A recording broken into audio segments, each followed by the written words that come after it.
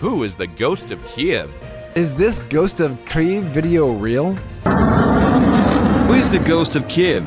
With battles fought on the sea, on the ground, and in the air, quickly produced a mysterious hero who then went on to take social media by storm. The fighting around Ukraine began, but the rumors have now been confirmed to be true. The Ghost of Kyiv is the name given to a single Ukrainian fighter pilot flying a Ukrainian Air Force MiG-29. It's in Ukraine. So, is Ghost of Kyiv a true story?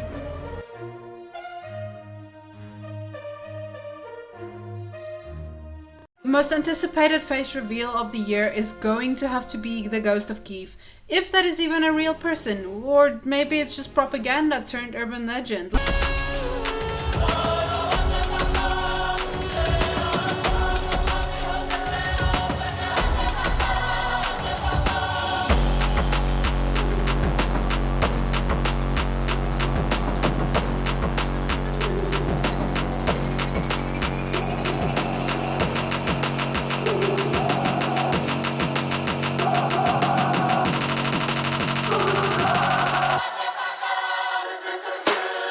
We will be playing the game of the who's, the what's, and the how's in this video. But before we get into it, just to be entirely aware, every point of reference, every photo, and every story attributed to this character could likely be entirely fake or entirely true or somewhere in between. We don't know. So for that reason, if you want to entertain this beacon of hope, you'd have to lean into the meme. And that is the cultural symbol of the Ghost of Kyiv. I usually say before I get into my videos to not send anybody mentioned any hate or harassment or bullying or any of those mean and terrible, horrible things. But in this case, I strongly doubt that you would ever find out who this person is. And if you do, please let me know. Just send a little email. I'd love to hear about it. Other than that, this is obviously a very serious overall situation. I'm a YouTuber. I am not smart. I don't know anything, and my political opinions should never ever influence you at all. It shouldn't even influence me. I'm not even smart enough to take control over my own decisions here. So you might think to yourself, why do I feel the need to make a video about a topic that I just said I'm too dumb to talk about or give an opinion? Why am I not just offering you a funny little distraction video instead? Look. The short answer is this. I literally cannot stop thinking or talking about this. I can't do research about a single other thing. This is all I look at, this is all I think about, and I'm highly invested. However, this specific story inspires underdog hope, and that is the message that I want to send out into the world today. As much as this is a story of intrigue, fighting, action, and the face reveal to end all face reveals, this is also just as much a story of propaganda and the effective or ineffective way of weaponizing it in order to, win the ideological war. So let's start with some conceptions here. Propaganda. What is it? Who is she? Do we even know her? Okay, propaganda is just another means of communication. It could be any one of the mediums that we know, verbal, it could be through images, and it has been used largely throughout all the world wars before. And the idea is to influence an audience in order to promote a specific agenda or a specific ideology. The idea is to basically convince people at mass that a truth exists, and that is your truth, and that we should all unite under this truth. Now, it wasn't necessarily always deemed a bad thing, but in the 20th century, the term in English was associated with manipulation. And the reason is because a government needs soldiers to function, right? And that I mean on a very literal but also in a metaphorical way. It wants people to live in harmony and agree with the laws that may be. In other words, protests against the government is very counterintuitive. And so propaganda promotes the idea of unity and harmony amongst people when previously they might have not agreed. So essentially propaganda isn't inherently bad, it isn't inherently evil. But the idea is definitely to plant seeds of ideas which may not have existed prior. So why am I talking about propaganda? What does this have to do with the Ghost of Kyiv? Well, this story is much more than meets the eye, or, significantly so, much less. I would urge you to draw your own conclusions based on the evidence that we have, and the lack of evidence, and the reason why the lack of evidence speaks quite amount of volumes. However, I'm not here to persuade you of other side because I don't know shit about fuck ever on anything. I am not qualified to convince you either way. I'll merely be here to tell you the urban legend that is currently flourishing in the skies of Ukraine. So who is the Ghost of Kyiv? Well, in short, absolutely the TLDR is that this is the nickname given to an unconfirmed flying ace of the MiG-29, who's accredited with shooting down 6 Russian planes in the Kyiv offensives on the 24th of February 2022. And according to the Security Service of Ukraine, at this moment in time, our Ghost has shot down 10 Russian jets on 27 February when I'm recording this.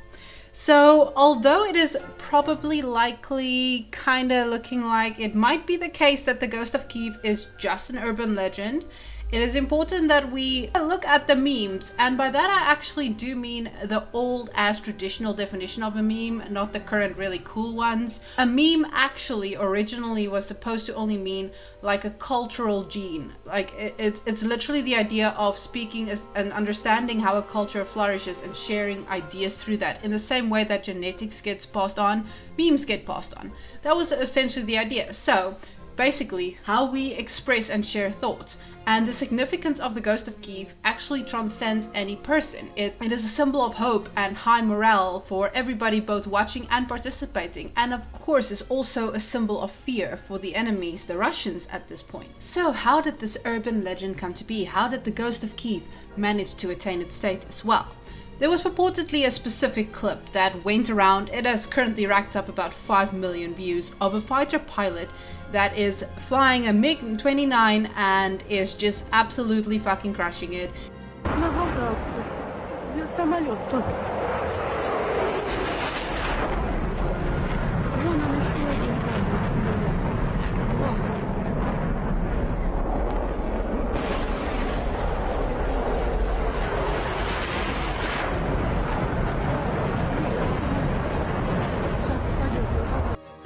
Unfortunately, this clip has been debunked as being from a 2008 video game called Digital Combat Simulator, or DCS. So yeah, that was fake footage. It basically went viral. It was literally from a video game, and people have just been saying this is it, this is the tea. And of course, such a legend originated from this footage that, I mean, it took on a life of its own. And today they fear him, while the freedom-loving people of Ukraine cheer him and place their hopes for peace in his cockpit. Godspeed, Ghost of Kyiv, and happy hunting. So that meant that yes, people were willing to acknowledge that the footage was unreal, untrue, and should not have been. But that doesn't mean the Ghost of Kyiv is not true. That just means that there was a fake story, a fake face reveal, a fake pilot reveal, I guess. So what else has been attributed to the Ghost of Kyiv? Well, it's been suggested that the Ghost of Kyiv has actually shot down 6 Russian airplanes. That means that this pilot can officially be called a flying ace, or an ace pilot, which is basically when a military pilot has shot down 5 or more enemy combatants. So this concept actually came from World War I, and this is the first time that somebody on the European continent has actually achieved the status, and then this pilot also achieved it in one singular day. Can you see how amazing this is, how stunning and truly brave this would be if true, right? This is an ace pilot in the span of 24 hours when it couldn't have been done in decades, in absolute motherfucking decades. So this is our flying ace, our ghost in the sky of the Ukraine. Now you might think to yourself at this point in time, okay, there was a viral video that was largely debunked, and the status of this ghost just seems to be highly improbable at best. I mean, sure, it's a nice bedtime story, but how could us adults, us mature, rational beings on the interwebs, believe things that might maybe not be true? Well, that actually has largely to do with how the Ukrainian government responded and what they said about the ghost. And actually, the Ukrainian Ministry of Defense made a fucking tweet suggesting that the pilot may be an experienced pilot from the military reserves. Ooh, yes. Former President Petro Poroshenko has tweeted an image of a pilot, masked, and you can't tell who it is, and a caption adding to it saying, "In the image we have the MiG-29 pilot known as the Ghost of Kyiv. He terrorizes enemies and makes Ukrainian people proud. He's got 6 wins over Russian pilots. With such powerful defenders, Ukraine will definitely win! Exclamation mark. Yeah. On February 27th, the official Twitter account for Ukraine put out this video.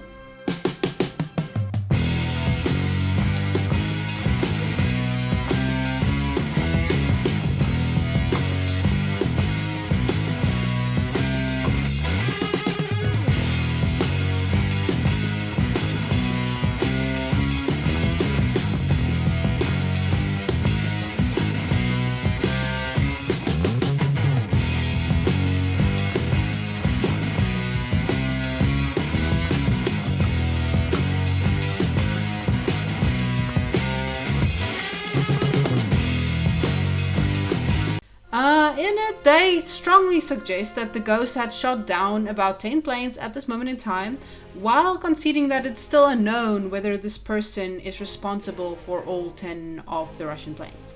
So basically, they are working with the plausible deniability. They are saying, we don't know, but we don't care. Whoever this angel is protecting us, yes, Queen Slay, you are working it, and we are here for it. Another part of the lore was this viral tweet from Ukrainian Updates, which said that this is the true face, this is our hero, this is our champion, this is the Ghost of Kyiv. And everybody retweeted the fuck out of this. As you can see here, this was a very, very popular tweet. However, somebody soon, if you went through the quote tweets, you would find somebody linking sources of very, very old as documented and published photos, clearly proving that these are all faked, photoshopped, edited. So one thing that you will see, like literally, whether it be on YouTube, Twitter, Facebook, wherever you go, even sometimes the news itself, you will find many fake videos, you'll find many fake photos, and every single possible thing that you could fake around the story has been faked. I don't know if a single thing that I'm saying in this video carries any merit, whether it's valid at all, whether you should be listening to me, or whether it's just a really, really intense bedtime story for the 21st century. I cannot tell you, because there's no single source that seems to be entirely unbiased. It seems like we willfully opt into believing the story, and then some of us willfully opt out. Here's an example. This tweet here clearly states what a mass amount of people are thinking right now, and that is that we don't care whether the Ghost of Kyiv is real or not, because he's real in our hearts, right? That's all that matters. We want to believe it, and so we can't have nice things in this decade, so we are deciding to have nice things. We will believe in the Tooth Fairy, and there's nothing you goddamn can do about it. And then, of course, you get this motherfucker on the other end of the spectrum saying, well, this is all just lies, lies, lies. Do not believe a single thing the media tells you. It's all fucked. And you know what? Both of these people are correct. So, this is where we go into the essence of propaganda. It's often observed that the Vietnam War was the first war fought in the living rooms of America because of the near instantaneous delivery of reports, including combat footage via TV news reports. Information delivery has only gotten faster with the immediacy of live streams, not only from governments and professional news agencies, but from citizen journalists as well, witnesses as history unfolds. Now you gotta ask yourself, why is it that people willfully opt into believing the story? Why is it that the government keeps pushing it? Why is it that we want this to be so goddamn true, that we are willing to Photoshop it, that we are willing to make fake videos saying that this is actual footage of the Ghost of Kyiv?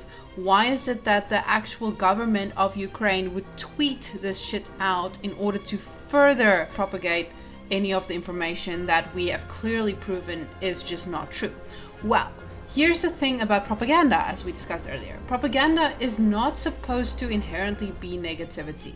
There are many different aspects and sides to the concept of propaganda, and historically there has been for quite a while. The idea is to get a bunch of people with different reasons to live all unite under one theme during times of peak crisis where we need people to give their complete cooperation. Historically, we have found that it's better in times of war when people cooperate and do not challenge the status quo or the authorities that be. We do not want people to go and protest and have their own opinions and a full-on democracy in the midst of a crisis when we need absolutely everybody to just straight up follow orders so that people can be as safe as humanly possible. That is essentially the idea. Of course, you can weaponize this for evil, but it's not necessarily the case. So propaganda used to be used in previous wars through forms of media such as, the journalism or advertising, the posters, entertainment, education, types of activism. There were bands, literally wherever you could find it. And currently in our day and era, we have Twitter, we have YouTube, we have Facebook. These are the platforms that will be utilized in order to spread propaganda. And now you have to ask yourself, what can the Ghost of Kyiv offer the world? What can the Ghost of Kyiv offer the people of Ukraine? What is there about this character, urban legend or real, that makes the Ukrainian government, as well as the people watching, want to believe that this is true? Well, I think it's pretty evident. This is a character of hope. This is quite literally our Captain America figure. This is our Superman figure. This is somebody who defies physics, who defies logic, defies rationality, is able to do in one day what couldn't have been done in decades, and overcomes the odds and gives us somebody to root for that will defend the underdogs of society. This is every superhero movie you've ever seen. And everybody wants a superhero to be the case and be true, because the opposite is so incredibly terrifying. The idea that somebody can just come in our fucking day and age and decide that they want a country and they can just Putin themselves in there, right? We don't want to live in that reality. So this idea of a hero that could save everybody and everything and just defy all rationality and logic is a pretty significant beacon of hope. It's not just casual, it's not in the background, it's pretty upfront and in our face. And in times of crisis, we are allowed to have hope. Some people adopt religion during these times, whichever one that may be, and I will argue that it's no different. Fuck, if you want to pray to the Tooth Fairy at this moment, you are more than allowed to. Whatever you need in order to calm your anxiety, in order to tell your children that tomorrow will be okay, in order to sleep successfully and have hope for the future. That should be sufficient enough reason to believe in whatever you need to believe. So the Ghost of Kyiv makes sense. It makes sense why people would choose it. From the government's perspective, it would make sense that they would want to intimidate their enemies while giving other people hope. And if you think, well, this is something new, this is not something that has been done, people don't just lie casually like that. Well, I don't know if any of you have heard about the great Carrot story of World War II, but this is one of my favorite versions of propaganda that's ever happened. Basically, during World War II, the British straight up gaslit the Germans and told them that, well, if you eat carrots, you can basically see in the dark. And there was a reason for this, is besides the obvious idea that they wanted to intimidate their enemies. Well, there was two reasons according to all the sources that I could find, and the one reason was that they had nationwide blackouts and they wanted to hide away from aircraft during the time, to not get bombed, which would have been cool, funky and cute. And so they spread the rumor that they had carrots, that their pilots have been eating carrots so they can fly and operate during a blackout, and haha, sucks to be you can't see it. And the other thing was that they had to work with rations. So they wanted to convince the public that eating carrots is better. And yes, of course, there are vitamin A properties that are great from carrots, but sure as shit you won't be able to see in the dark. I'm sorry if you didn't know. Anyway, they found that up until today, there are still some German folk who believe that carrots can have massively improved eyesight, which is just, it's not true. But that was propaganda used in order to not only help the people, but also to dissuade the enemies. And I think that's pretty useful. And I can see how the same type of logic would be prominent here. And if you go through the Ukraine Twitter account right now, you will see that they are very much utilizing every social media cancel culture idea that you've ever heard or seen of. And they are doing it with intent. They know what propaganda means, and they want to use it. And I'm sure for us adults, I want to say, it might be pretty obvious when somebody is trying to deceive you. We've been new, we know what a hashtag is, and we know hashtag Russia's over party is happening, we get it. But that is not the majority of people watching, that is not the majority of people on this platform, and I'm sure that a lot of people don't even know if the politics of either Russia or Ukraine are going to side with a country who is better branding right now. So yeah, I understand exactly what they're doing, and get it. Get the bag. So now that we're here at the end of the video, you might ultimately wonder, is the Ghost of Kyiv real? Is he fake? Is there some mixture between truth and fakeness? Is the soul a dream? Is it a dream come true? Well, the only thing that I can tell you is that you better put on a pretty ass dress, look Carter dead ass in the eye as he says, anything is possible if you just believe, or some other type of propaganda shit. I don't know, do not look to me for guidance, because you know what, I'm just a thought with an opinion and I don't know shit about fuck. Bille.